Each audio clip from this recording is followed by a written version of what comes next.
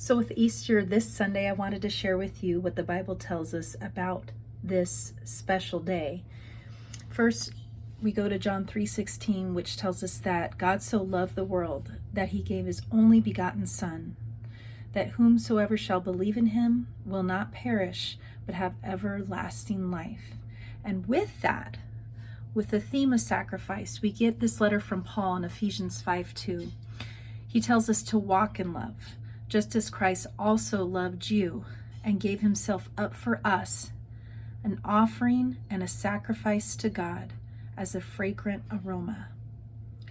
And with that, I wanted to share with you that Sworn to Sacrifice audiobook deals with the theme of sacrifice and love. And the quick blurb here reads, when a Marine rescues a stranger from her abusive boyfriend, their connection evokes a powerful connection of healing and love. And one review that I'm going to read to you, and let me put my glasses on.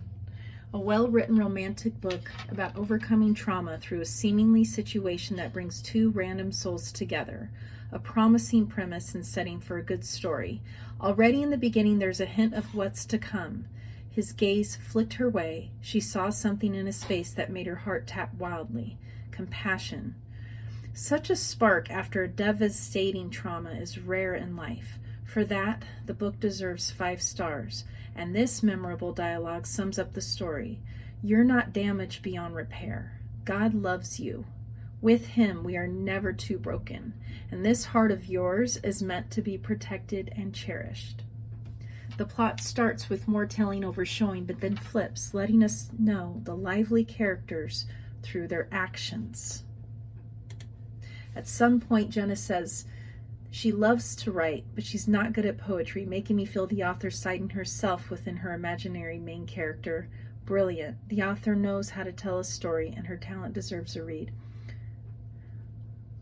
So on Chirp Books, if you're an audiobook listener, Sworn to Sacrifice is still 99 cents for the next 4 days.